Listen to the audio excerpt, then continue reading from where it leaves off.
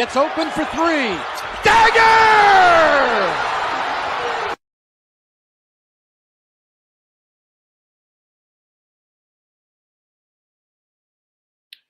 Hello, and welcome back to Well Beyond the Arc. I'm only one of the hosts. I'm Montana. Unfortunately, David ditched me once again. Oh, I'm getting so used to this by now. I'm just kidding. David's busy, so he will be back hopefully next show. That's everybody's hope, including mine. Trust me, I don't love doing it by myself. But at the same time, it is definitely time to talk basketball. We can't take too much of a break off. We've already skipped so much of the season. So I'm here to talk a little bit of ball with you guys. And then David will be back next week to do a full, complete show. And we might even bring back NBA Player Or, which is a fun game that we've done on here since season 1. I cannot do it myself. I can't ask myself questions, so we're going to wait till next week's show. But thank you guys for being here tonight. If you have any comments, anything you want me to talk about or cover, please drop it in the comments below as we go.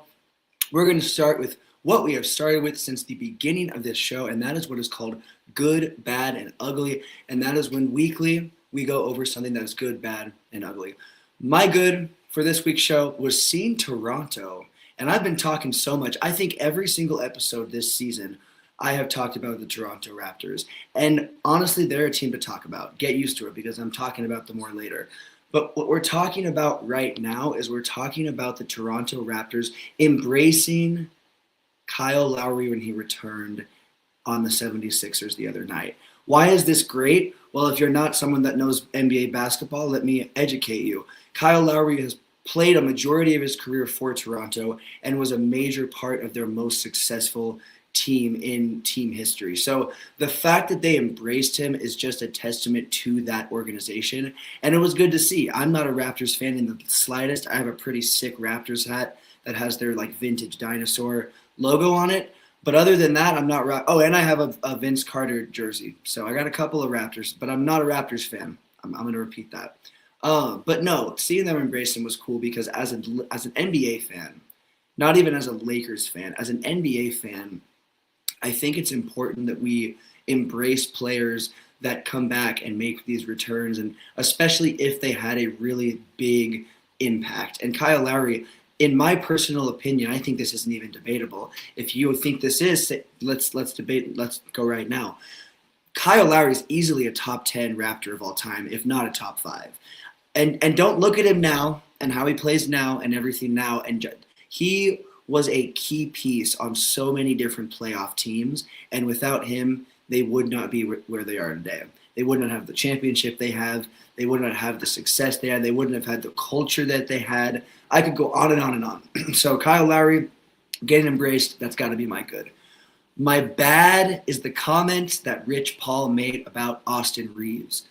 Here's why this is bad. What I will start by saying is this.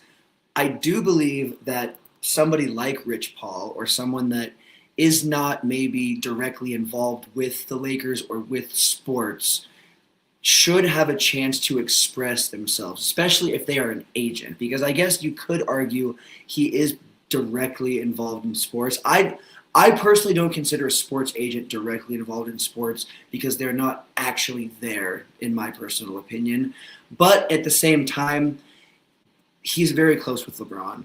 He's covering a lot of different athletes. A lot of different athletes rely on him and go through him. And so his word carries a lot of weight.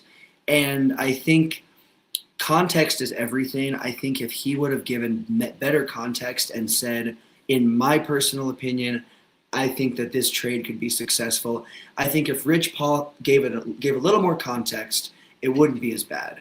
But the fact that he's just out here saying, yeah, if the Lakers do this, their season is saved. If the Lakers do this, it's going to make all the difference. I don't think that's a good reflection. And then LeBron coming out and saying that's not what I think at all. That's just Rich Paul and, it's his own thoughts. That's totally good and fine. I think you would completely avoid that if Rich Paul says it in a different way. So, again, I have actually been on the same exact horse of maybe we trade Austin Reeves. At this point, in my personal opinion, I'm not there anymore. I'm not like Austin Reeves is a Laker for life. We keep him forever. But I don't think you part with him at the trade deadline. I just don't think that is a smart move, and I don't think the Lakers will do that. So The comment was stupid. I don't think it carries any weight. There was some sort of post I saw online saying, oh, what if this is actually what LeBron thinks and he's just trying to cover? And here's the thing. That crossed my mind briefly, but I really don't think that's the case, because I do think Austin Reeves very potentially could be one of the pieces that is the future of the Lakers.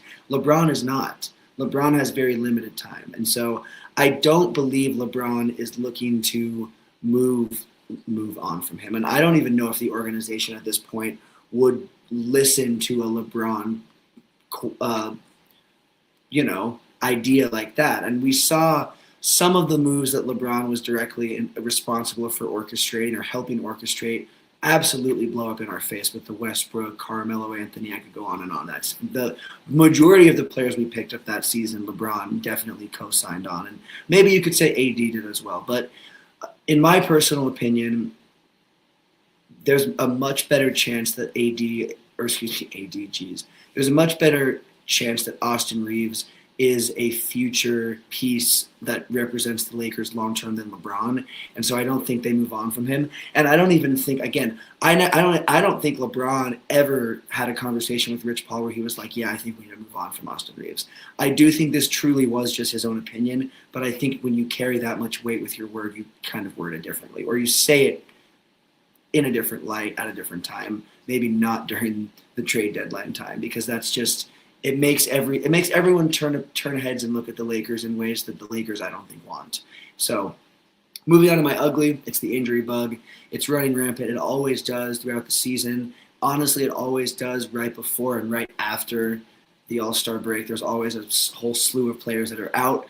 There are a bunch of players, some that are out like with a Jokic, that are going on an MVP tour and that are also trying to help maintain a top 5, especially actually top 4 placement in the West. So you have a player out like that, and then you have the Mavs that are missing key pieces now as well throughout their entire roster. So for me, I think the injury bug has always been biting at this time, but it's biting the worst it's been, and it's affecting teams on all ends of the standings. And so it's quite literally maybe some of the worst it's been. And I think I've said that every single season at one point or another. It's because it's true, and it's really bad right now. So the injury bug is my ugly.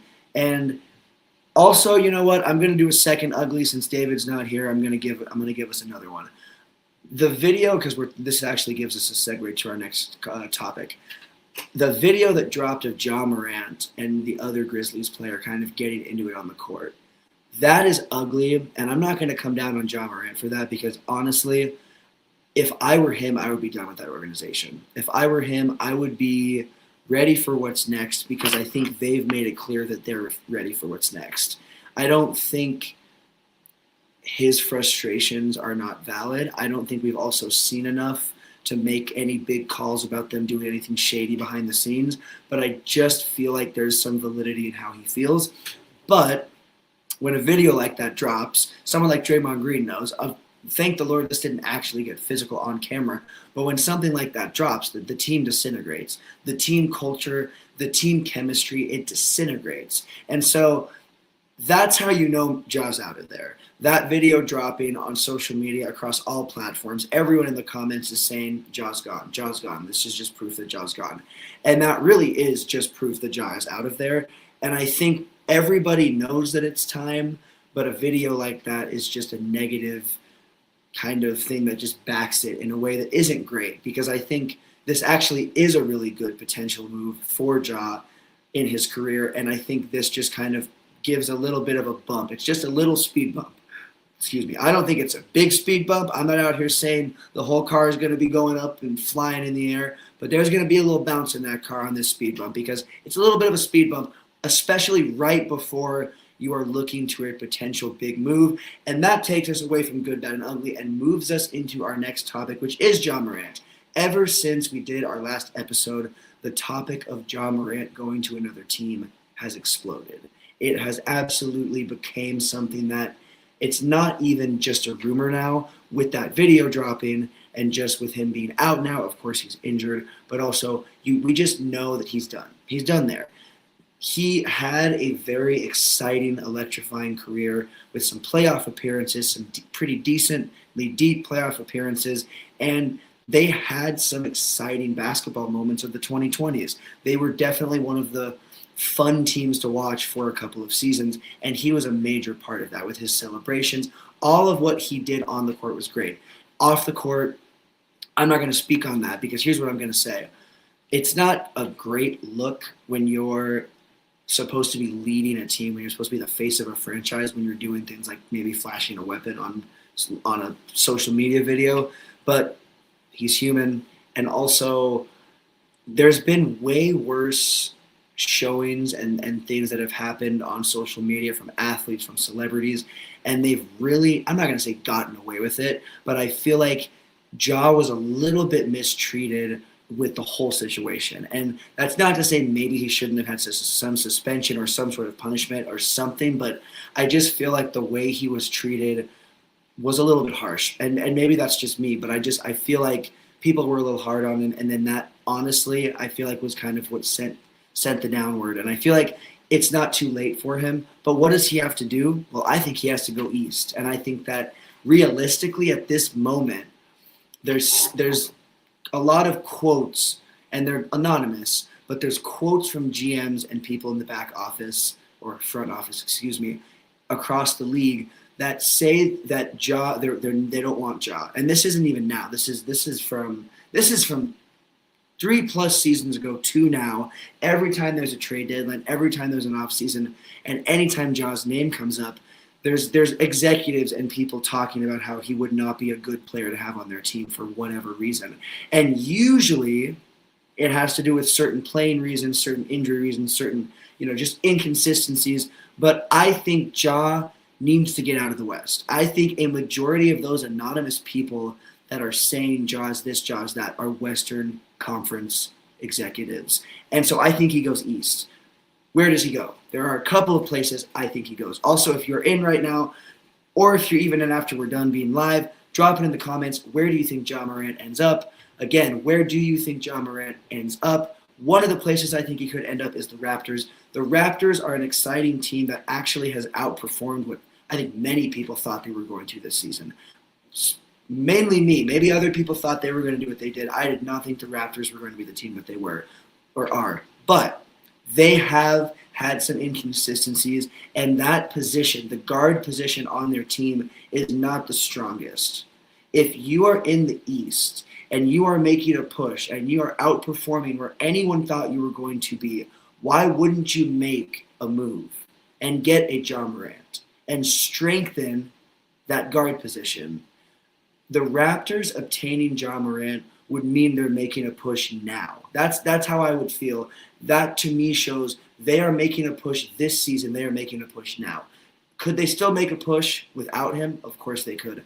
But when you strengthen a position that, again, the Raptors don't have a player that is one of the worst in the league by any means playing the guard position, but they do not have that kick that Ja Morant would give at that position. And so, again, Ja Morant has been out with injuries. There's been different suspensions, blah, blah, blah. It's Ja Morant. Look up his highlights. Look him up. Google him, all right? Google him. Look up his highlights. Watch a couple of minutes, and you'll understand why any team would be lucky to have him. Forget anything off the court because, again, everybody has a life off of the court, off of the whatever, outside of work. A bunch of people make mistakes. It's just not caught on camera. And that's the biggest problem is he's had several that unfortunately have got caught on camera. There's been receipts. But, again, I'm going to circle back and say I think that those comments from executives have been Western Conference executives. If he gets out of the West, it's going to be there's going to be the best move for him. The other move that I think could happen is the Heat. And here's why. The Heat have plenty of pieces that could equally benefit the Grizzlies. This would be an even split, an even trade. And I don't really think – I think the Raptors one would be somewhat even, but I think the Raptors would definitely be coming out on top of that trade. When it comes to Grizzlies and Heat, that's a much more even trade, especially if the Grizzlies are going into rebuild mode. And so for me, the Heat making this trade would be first of all, they're making a push to make just the play-in. I'm not talking playoffs, I'm talking play-in. They're making a push to make the play-in. why wouldn't you do something like pick up a Ja Morant, an electrifying player that has late season closeout experience? And yes, he's out right now, but he will be back for whatever team he'd be traded for. He will be back and he will give you his all because he wants to stick it to the Grizzlies and to anybody that's doubted him. And that's scary. Whenever he's just shown up and played, you should be scared. But if he has something he's playing for, which will be the respect of people again, he's going to be playing a different level of basketball. And the Heat are currently 8th or 9th, and they need that different level of basketball. So, and not to mention, Giannis. You ever heard of him? Yeah, Giannis, one of the best players ever. He's actually on a list later that I'm talking about. We're talking top 10 power forwards of all time. And yes, he's on my list for that. Anyways, we'll talk about that later. Stick around if you want to hear that and see that. But he is a player that is looking like he will leave. From the outside perspective, from everyone on the outside is saying he's going to leave, he should leave. He's came out and said he's not going to leave. We're actually going to talk about a few scenarios tonight where I think it strengthens the idea that he doesn't leave. But I think the Miami Heat are going to try to make something that's attractive enough for Giannis, because Giannis doesn't care about Miami nightlife. Giannis isn't going to be going out on the town, going to the clubs. I mean, he might be a little bit, but that's not him. So what he wants is a good situation. And if Ja is traded to Miami and you look at a situation where Ja's in Miami, I think that potentially could be something that could pull him towards Miami. So I think Miami trading for Ja, it makes their situation this season better. It makes their situation in the offseason better for obtaining Giannis or even other pieces, and it makes their next few seasons on better. So I think there is a good chance the Heat pull the trigger. And again, that could include trading like a Tyler Hero and making a trade or trading some pieces that have helped them win. But I think Ja Morant would just be a bigger piece and a more attractive piece in the long run for other players to end up playing with. And so I think that for me is second. I think the Raptors for me is the one I think is the first most possible. And then second up, I think would be he goes to the Heat. And then my third, and again, I think he goes to the East. I do not think Ja Morant stays in the West. Is there a reality where he stays in the West? Of course there is. Anything can happen in the NBA. We've seen millions of different crazy things happen in the NBA. There's probably realistically 2 to 4 things that nobody expects every single season, whether it's a trade, a playoff round loss or win, something along the lines of, or an award win, all of these different things. There's so many different surprises, and maybe there's even more than 3 and 4. There probably are a season. I do think there is a small chance. Yeah. Nah, there's a few other people. Probably not. What's up, bro? Nice to see you. Thanks for tuning in. I lost my train of thought, but what I was saying was, Giannis, speaking of Giannis, like I say, him going to the Heat, he's in he's in Milwaukee. Milwaukee obviously wants to keep him. Who would not want to keep Giannis? They haven't done a great job of putting him in a situation where it looks like they want to keep him. You know they want to keep him. He's came out and said he's not leaving. What would make their situation better? Ja Morant. They trade Ja Morant to Milwaukee. Milwaukee makes a trade back. This trade, as well as the trade I just said with the Heat, I believe would make more sense for the Grizzlies. I think they would get more back. I think you get less back if you trade Ja. If you trade Ja to, to the Raptors. I think if you trade Ja to the Raptors, you get less back.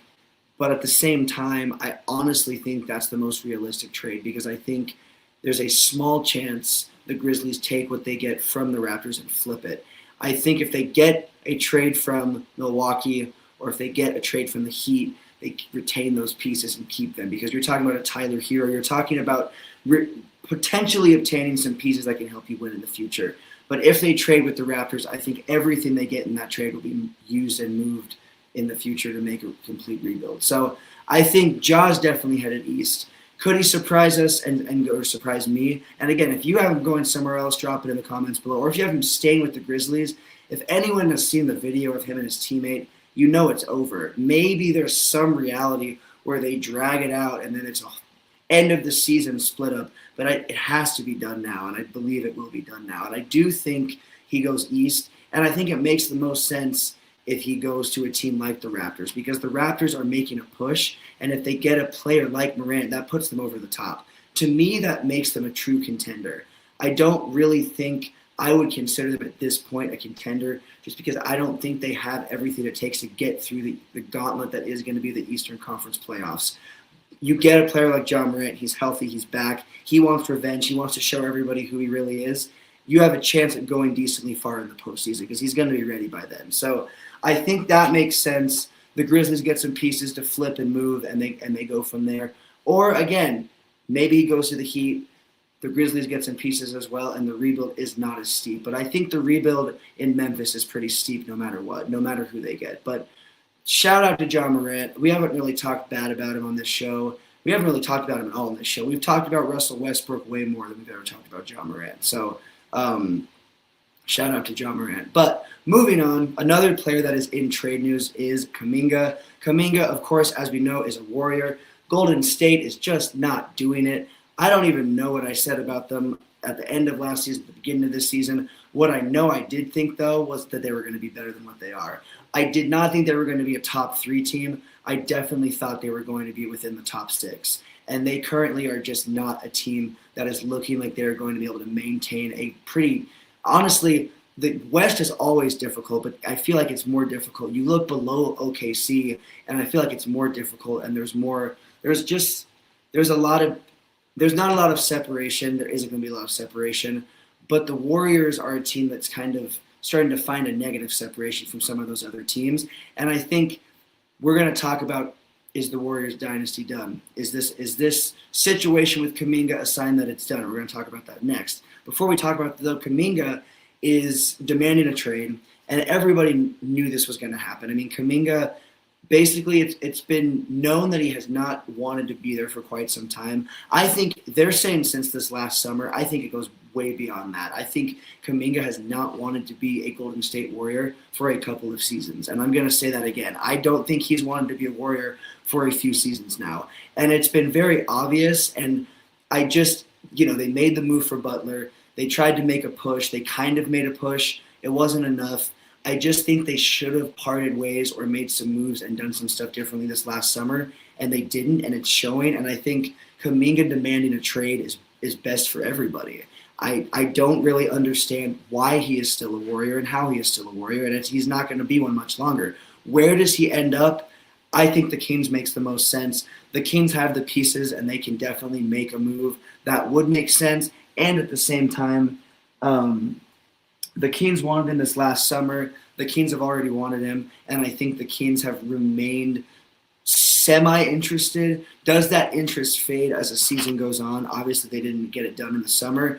Yes, it does fade, but with who is out and what's missing for the Kings, I can definitely see them pulling the trigger and making a move. And I think this is better for Kuminga long term. I think he'll be able to play his style and his basketball a lot better in Sacramento as opposed to in Golden State. And it's not even a diss on the Warriors. I just think it's better for everybody. And on the Warriors side, you either get some decently solid role players / pieces that you can flip, or maybe you make a big enough move and you get like a Sabonis. I don't think that's a move that's going to happen. I think that's a player that's probably out of the question.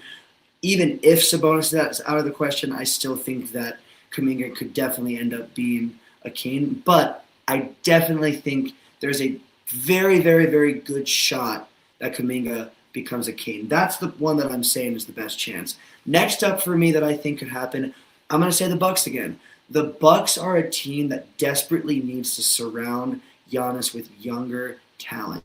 And again, Kuminga is a player that I think is going to flourish and grow on a team that is not Golden State.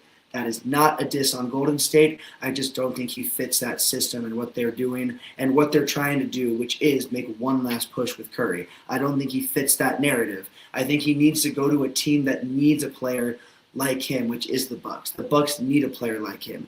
Giannis needs players to surround him that can help win, and I think Kuminga is one of those types of players that would easily be able to fit a system in Milwaukee. So for me, I definitely think there's a chance Milwaukee makes that move, trades a couple of pieces, and gets a player like Kuminga, and I think he'll be a successful part of that team right away, and maybe they even make a playoff push. Now, are they going past the second round? Absolutely not. We're not going to be crazy here. But I think they could actually have more success if they get a player like Kuminga. And the Warriors, again, could obtain some very serious pieces for what they're trying to do. Some other teams I can see him going to, I definitely can see him going to a team like the Mavs. The Mavs are in desperate need of getting some pieces that can help them win and can just strengthen certain positions, and he could definitely do that. And then the Trailblazers. I think the Trailblazers could definitely make a move to get him and they have the pieces.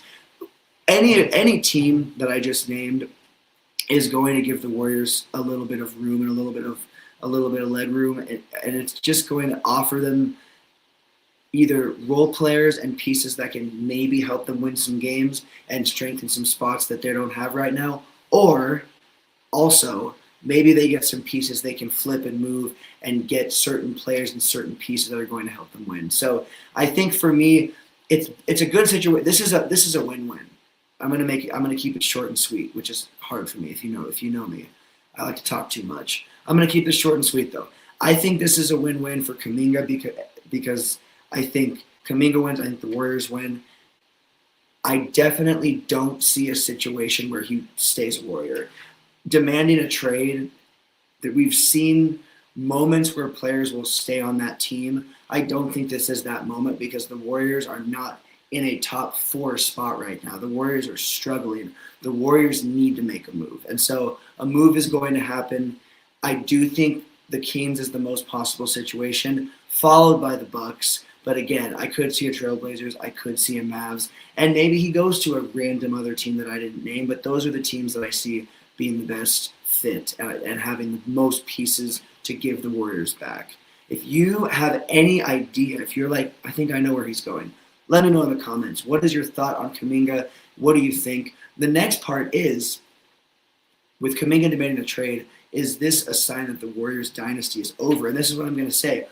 The Warriors dynasty has been in the process of being over. This isn't the beginning of the end. This is the middle of the end.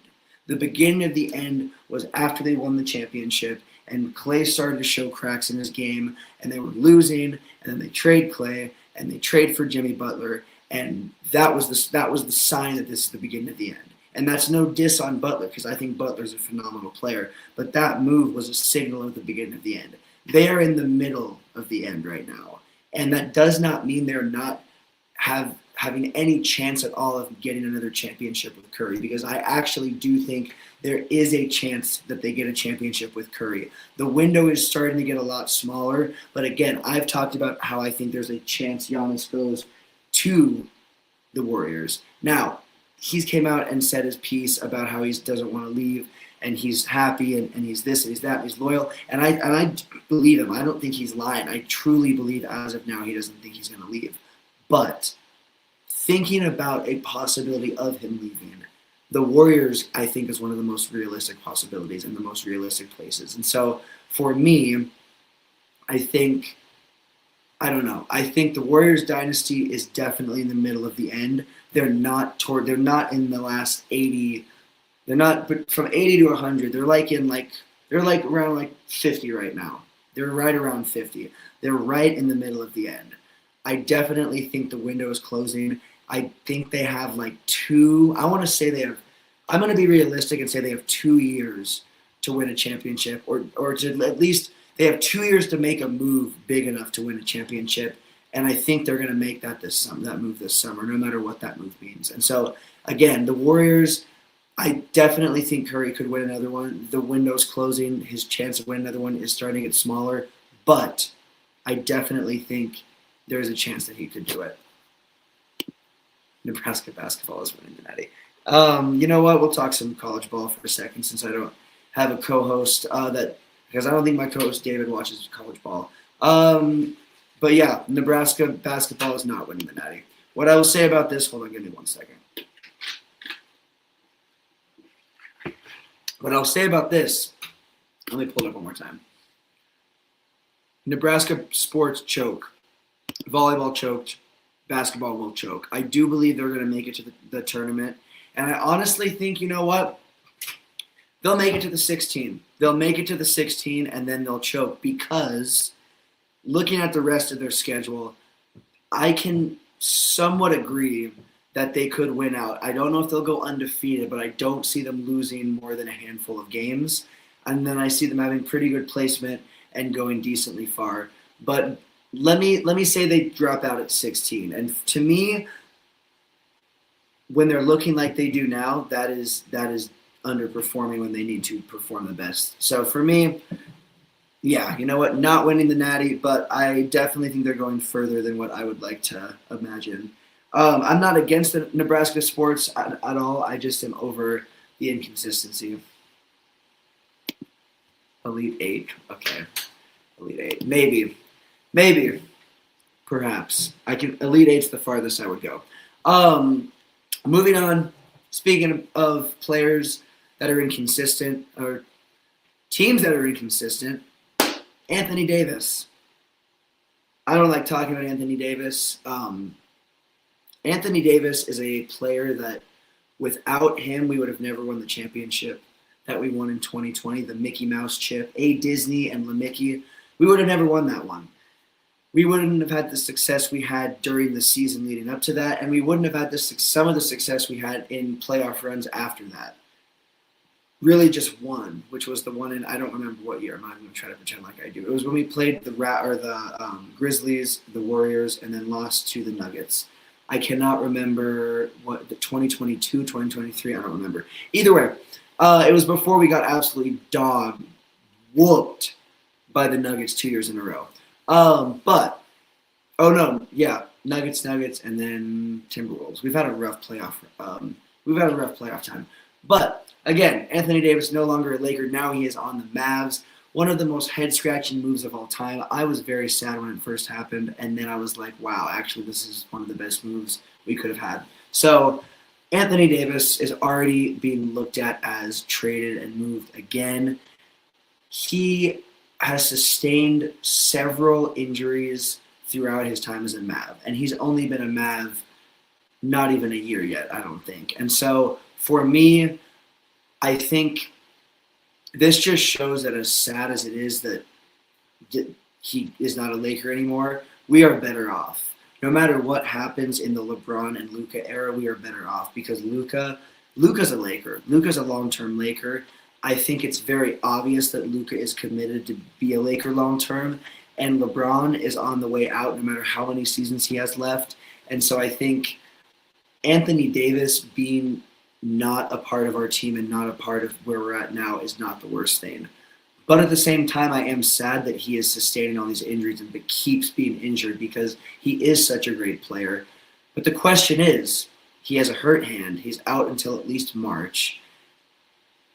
A couple of teams are looking to trade for him. What are you guys doing? Because here's the thing. It's not like it's guaranteed he comes back in March and is ready to go.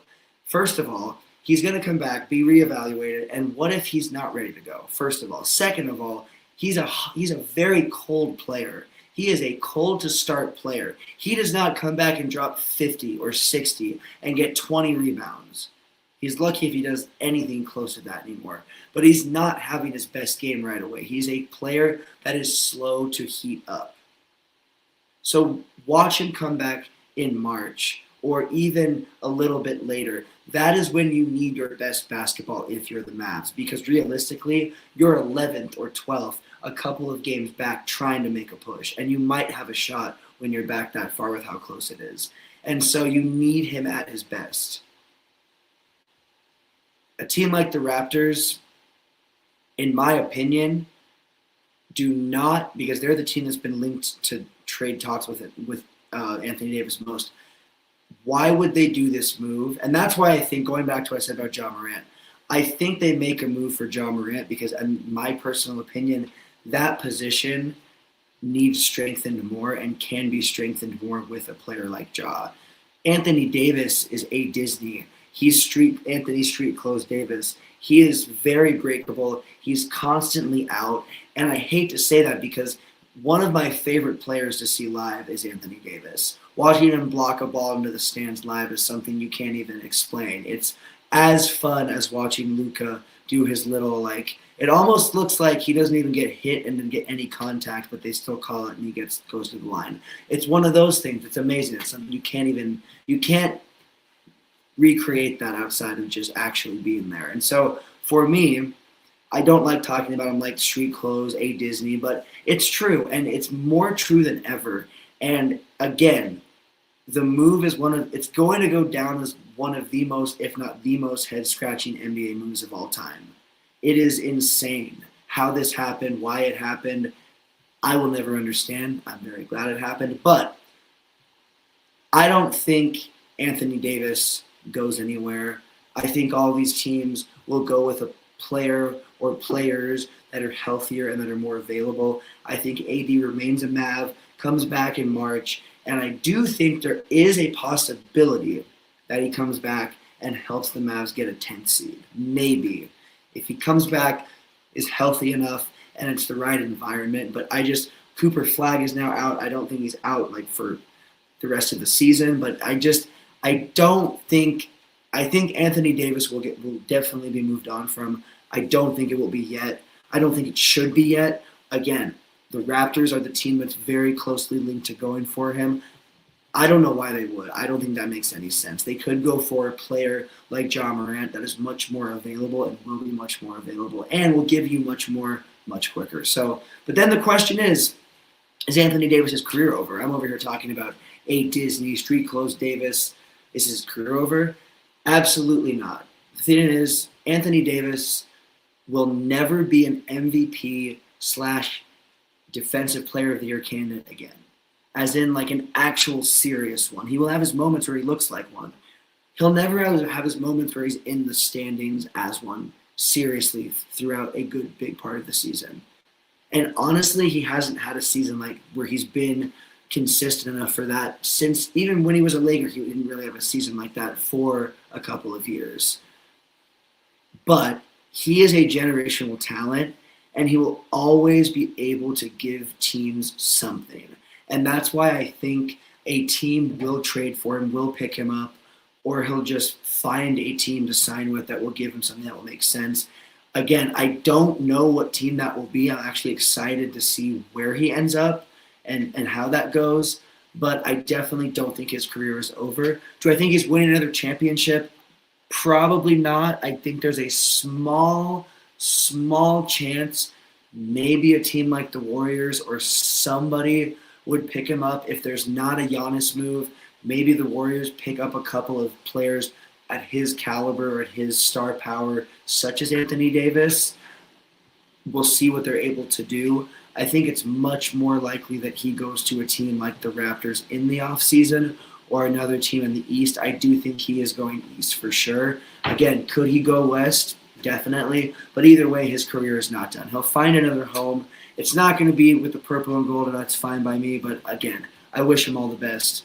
But I don't think he goes anywhere this offseason. I could be wrong. We could wake up tomorrow and have it say he's going to a team that I didn't even think of or mention. But moving on, we're going to talk quickly about the Lakers because they have a couple of games coming up.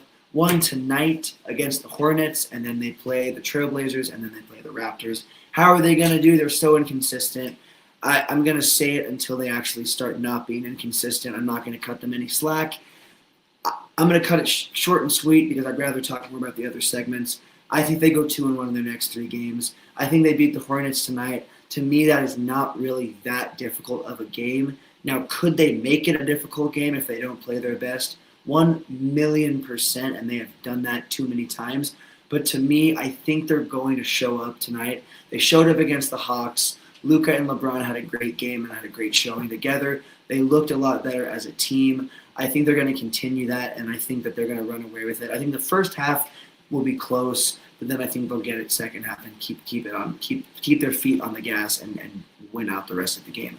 I do think the Trailblazers, there will be a sneaky game, and I think it'll be a closer game where it's harder fought. I'm still giving it to the Lakers to give them that 2-0, but I do think it's going to be a harder fought game. And then they're going up against a Raptors team that I'm going to say is inconsistent because, again, they're missing a certain strength at certain positions. But at this very moment, I think they're better than the Lakers, and they're more consistent than the Lakers in a lot of areas. And so I think it'll be close. We're not going to get blown out, but I think we lose. And then we're looking at the Nuggets next week. That is going to be a game where we're not going to talk about it tonight. We're going to talk about it next show. But I don't know what to expect because the Lakers definitely, if they're 2-1, I feel solid about that game. I think even though we're going to have a loss going into it, I still will feel pretty solid and pretty confident. Now, we could also be 3-0, and then I'm going to feel too confident, and they might as well. But I think time will tell. I need to see how the Lakers play the next few games. They looked great against the Hawks, but it's the Hawks. But the Hornets is really another game where it's the same story. It's the Hornets. They're not a great team. The Lakers should beat them, and I do think they will tonight. So moving on, it's MVP talk time. First of all, before I go into my list, if you are in the comments, either during or live or after, feel free to drop your MVP list. You can go top 5, top 10, or just top 3, or just your top pick overall. I'm going to go top 5, but let me just take a sip of this real quick. So, top 5 MVP. This list looks way different than it did when I first did it. I think we've only done one. We maybe did 2 when David did a show. I think we've only done 1, though. Coming at number 5 is Wemby. He's back. He was out. I was worried that he was going to miss too many games. He's obviously missed too many for comfort. He can't miss many more games to be ineligible to be an MVP, but he's playing great basketball. He's came back. The Spurs have remained and sustained success, and Wemby is playing great basketball. So Wemby is here because he does it all on both sides of the court, averaging over 20 points a game, and I believe 2.9 blocks a game at this very moment. So Wemby is up here because Wemby is doing great things on both sides of the ball. Number 4, my boy Jaylen Brown. Listen, I hate the Celtics. I love Jaylen Brown. I think Jaylen Brown plays a great brand of basketball. I think he is definitely, it's kind of a Batman and Robin situation, but honestly, either one of them could be Batman. Either one of them can be Batman. So maybe they're both Batman. Maybe they're just Batmans from different universes. Because honestly, I think they complement each other so well. I said this last show. Jaylen Brown and Jason Tatum are the best duo, or at least one of the best duos of the 2020s. They have won a championship together. They have sustained pretty solid success together. And so for me, I definitely think Jaylen Brown, I would consider him as underrated. I'm going to say it right now. I think Jaylen Brown is underrated. He's averaging just under 30 points a game, and he helped boost them out of the abyss of, honestly, I thought they were done. And I was cheering. I was celebrating. I was like, oh, great, the Celtics are out. Jaylen Brown proved me wrong, and I think proved a lot of people, wrong. And the Celtics are a team that is within the top 5 now, and I think they will remain there, and he is the reason they're there. Number 3, if David is watching, or when David watches, he's going to hate this, SGA. OKC, I believe, is 37-4 or something along those lines, and they're playing great basketball. No one's going to catch them.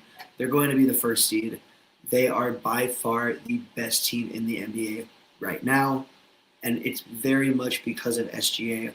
SGA plays a great brand of complete basketball, but in my personal opinion, these 2 players are above him. But again, he's a big part of OKC's success. He's not the only reason that they're where they're at, but he is a big catalyst for where they're at.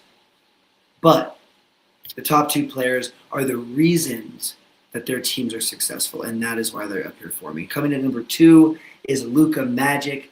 Luka Doncic is amazing.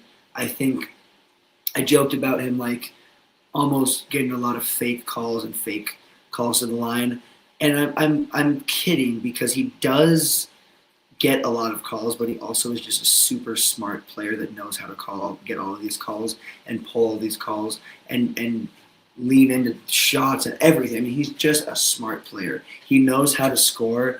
Luka is the only reason we're the team that we are this season. If you take Luka off the Lakers and you bring AD back in some universe, or you even bring any other player onto this team, we're not the same team.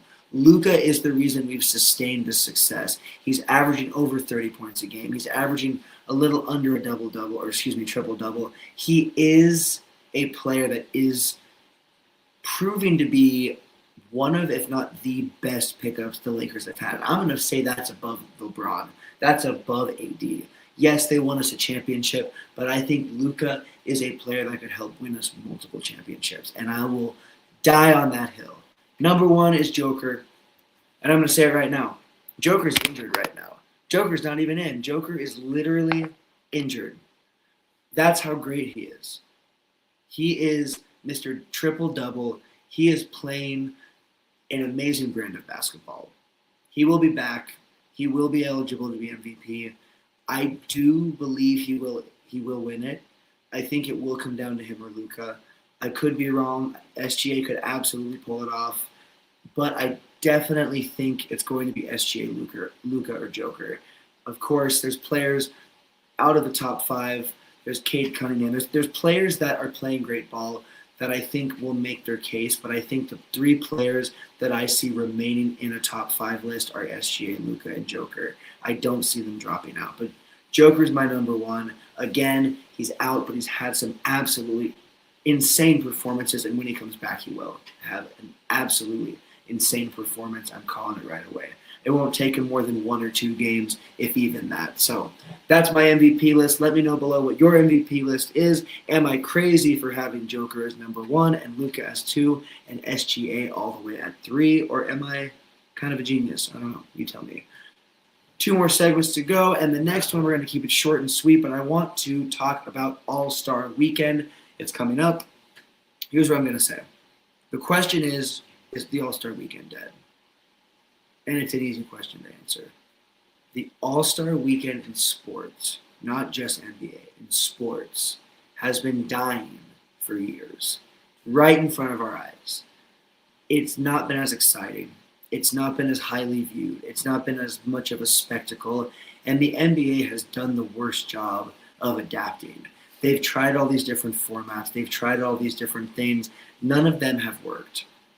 I think the NBA needs to completely change their format, and I think money talks.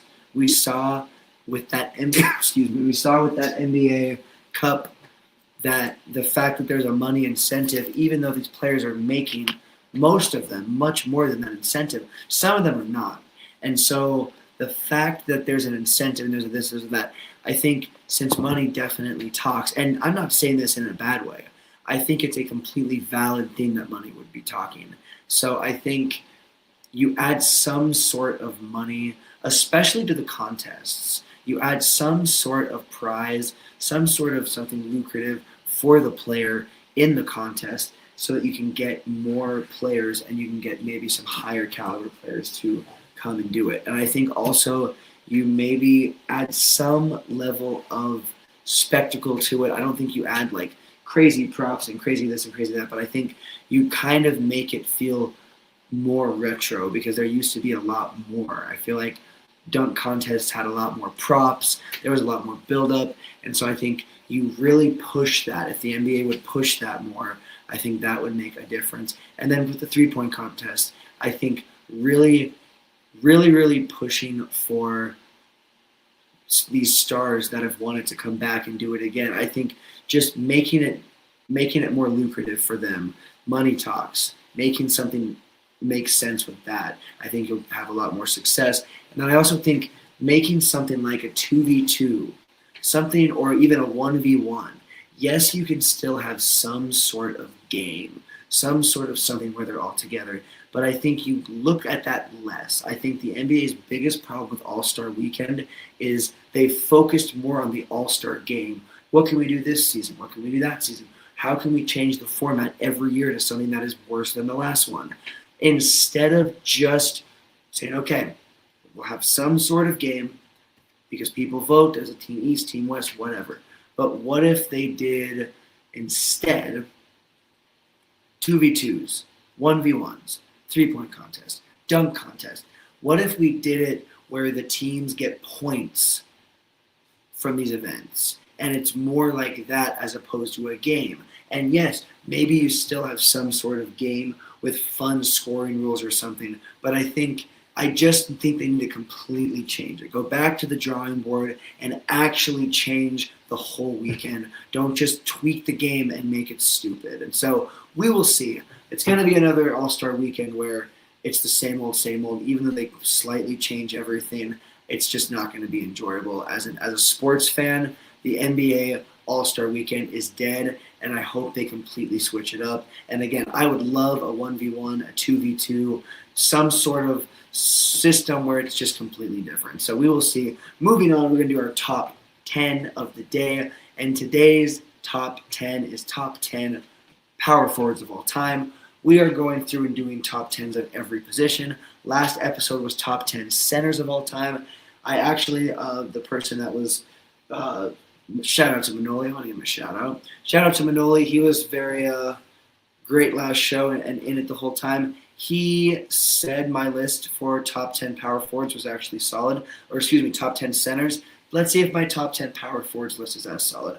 Coming in at number 10 for my top 10 power forwards of all time is Elvin Hayes. Elvin Hayes was an NBA champion and played a very solid level of basketball, specifically defensive, but he also was able to score, and I think Elvin Hayes is one of the forgotten players. He was a 70s player, and I think that's part of it. I think a lot of the players in the 70s, if you weren't Kareem, if you weren't Wilt, if you weren't Jerry West, even in the early 70s, if you weren't some of these marquee players, I think you were forgotten. I think he was one of those players. So Elvin Hayes is my number 10. Number 9 is Chris Bosh. Chris Bosh is, I think, another player that people sometimes forget in the mix of everything, but he was one of the key pieces of the Miami Heat's success and their 2 championships in the mid-2000s, early 2010s. He was a big, 2010s, yeah, you know what I mean. He was a big part of some very big basketball success, and unfortunately his career was cut short. Some might argue that he's too high on this list and shouldn't be on this list above certain people, but I do think he is on this list because his impact on that Miami team cannot be denied. Number 8 is Pau Gasol. Gasol, 2-time NBA champion, one of the best to ever do it for the purple and gold. Now again, that's only 2 championships, but his time with the Lakers was not very long, but it was very successful. And without him, Kobe does not win again. I'm just going to say it right now. Kobe maybe wins 1, but he does not win 2 more without Pau Gasol. That's who Pau Gasol is. That's the type of player he is, or was, excuse me. And so Gasol is a major part of NBA basketball and Laker basketball history, and so shout out to him, number 8. Number 7 is Kevin McHale. Sometimes people may also forget him, but he was a big part of Celtics basketball and NBA basketball history. Big part of those teams in excuse me. Big part of those teams, big part of success, a multi-champion winning player, and also one of the best to do it. I think we also, again, forget how great he is. Getting into our best of the best, number 6 is Charles Barkley. This is one player that does not have a championship. There's only one other player up above him. Actually, there's 2 players on this list that don't have a championship. This is one of them. But multi-MVP, went deep in the playoffs. If a player named Michael Jordan didn't exist, Charles Barkley would at least have 1, if not 2. So Charles Barkley definitely is a player that I'm not going to say he's forgotten or overlooked because he would be on many people's top 10 power forwards of all time. He is a great player, and he is one of the best to do it. Coming at number 5 is Giannis. Giannis is obviously still playing, And Giannis is definitely a player that I can see people maybe having lower, maybe having higher. To me, he's a number 5. He's one of the best to do it. He's an MVP. He's a champion.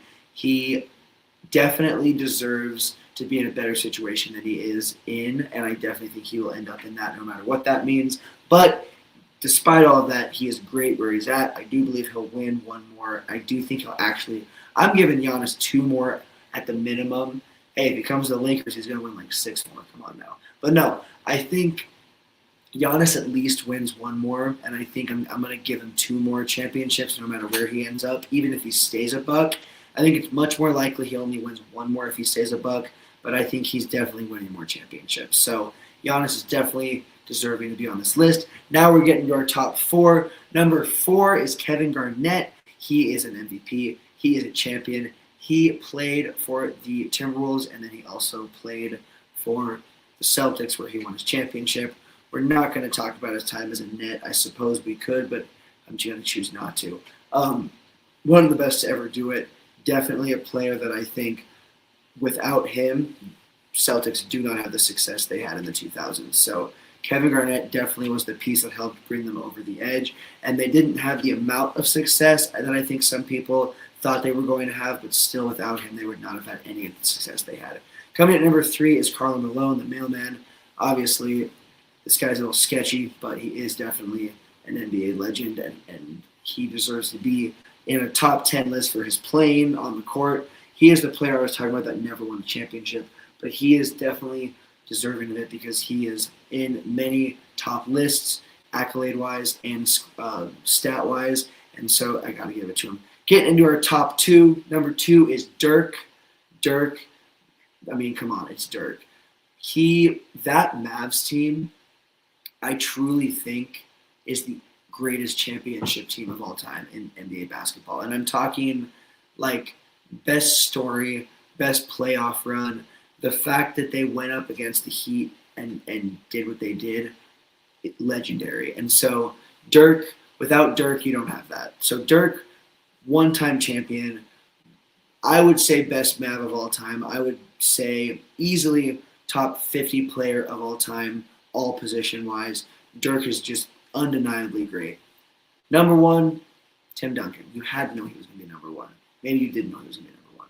Tim Duncan, Spur legend, multi-champion, took down many great teams, got taken down a couple times as well, but was undeniably one of the greatest players of all time and played a certain brand of basketball that, while some would call boring, I would say was definitely just some of the best basketball, some of the most consistent basketball as well. And so Tim Duncan, number 1 power forward of all time. That is my list. Missing from this list, Dennis Rodman. You could even say AD, but Draymond Green. There's definitely players that I left off of this list that I've got to give an honorable mention to. But that takes us to the end of another show. David will hopefully actually be back next week. He's a busy guy. He's got a big job. He's doing big things, and I'm proud of him. He's also doing a show called Mind of Football Fans. Mind of the Football Fans, I believe. I always forget everything, but I believe it's Mind of the Football Fans. It is for us, some of us, soccer, but it's a show that him and his buddy do, and they talk about a bunch of different leagues for soccer, and it's very enjoyable. Mind of the Football Fans, or Mind of the Fans, I don't even know. I honestly don't remember the name. But either way, you can find it. I'll put it in the comments so that you go to the right place. But again, he should be back next week. And then I will be doing a show, my college football show, The College Football Junkie. Me and Mark will be back. It may be post-season, and we may be talking post-season, but we may get a show in before the championship. I'm not quite sure. But thank you guys so much for tuning in to another show. If you have any top 5s or top 10s you want me and David to go over next week, please drop it in the comments. If you have anything you want us to talk about next week, please drop it in the comments. Thank you guys so much, and have a good